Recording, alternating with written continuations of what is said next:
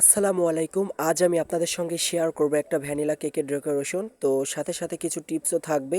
তো পুরো ভিডিওটা দেখতে থাকুন স্কিপ না করে।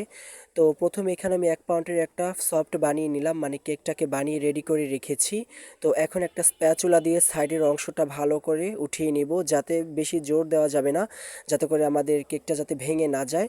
তো এখন আমি এটাকে মোল্ড আউট করে নিব। দেখুন আলহামদুলিল্লাহ কত সুন্দর না হয়েছে কেকটা। তো কেকের রেসিপি যদি পুরো চান, আমি চাইলে আপনাদের সঙ্গে শেয়ার করতে পারি। আবার ভাববেন না যে কেকের কালারটা পুড়ে গিয়েছে নাকি।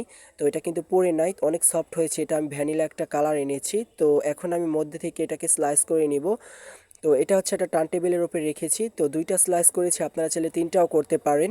তো এখন এই যে দেখুন কেকটা আমি আবারও দেখিয়ে দিলাম কত সুন্দর হয়েছে। এখন একটা ভোট নিয়েছি। তো ভোটের উপর সামান্য ক্রিম দিয়ে আমি এখন একটু কভার করে দিব, মানে যাতে যখন ডেলিভারিটা দেওয়ার সময় যাতে কেকটা সরে না যায়।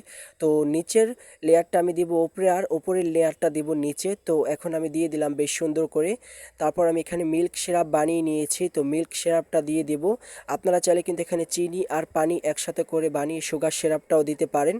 তো এখন আমি এই যে দেখুন নিচের পার্টটা কিন্তু রেখে দিয়েছি অন্য সাইডে, এটা পরবর্তীতে ইউজ করব। তো এখন আমি মিল্ক সিরাপটা সুন্দর মতো দিয়ে দিলাম, কোনো জায়গা যাতে ফাঁকা না থাকে। আলহামদুলিল্লাহ অনেক সুন্দর করে দিয়ে দিলাম। তো আপনারা যারা যারা কেক নিতে চান, তো আমাদের সাথে যোগাযোগ করতে পারেন। তো আয়শাস কেক হাউস, সেখানে আমাদের পেজে নক দিলেই পেয়ে যাবেন। তো আমাদের সেই পেজটা অনেকই ভালো, আমরা অনেক হোমমেড কেক বানাই, তো ডেলিভারি করে থাকি জায়গায় জায়গায়। এখন কথা না বাড়িয়ে মূল রেসিপিতে চলে যাই। এই যে দেখুন সুন্দর করে ক্রিমটা দিয়ে দিলাম। ক্রিমটা দেওয়ার পর এখন নিচের লেয়ারটা উপরে দিয়ে দিব, তারপর আবারও মিল্ক সিরাপ দিয়ে দিব।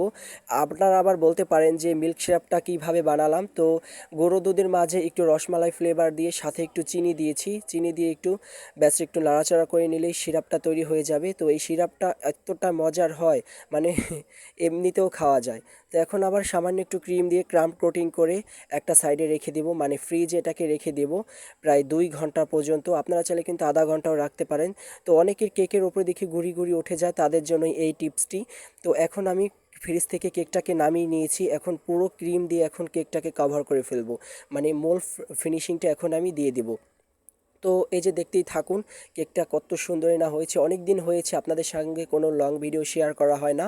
তো আজকে লং ভিডিওটা শেয়ার করেছি, সবার সাথে একটু ভিডিওটা শেয়ার করে দিবেন। আর ভিডিওটা ভালো লাগলে একটু লাইক কমেন্ট শেয়ার করে সাবস্ক্রাইব করে প্লিজ আমার পাশেই থাকবেন।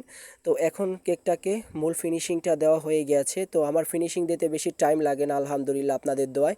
তো এখন ধরলেই, মানে কেকটা ধরলে ফিনিশিং হয়ে যায়। যে দেখুন কত সুন্দর হয়েছে আলহামদুলিল্লাহ। এখন আমি ফ্রিজে এটাকে যখনই কেকটা সেট হয়ে যাবে তখনই বের করি।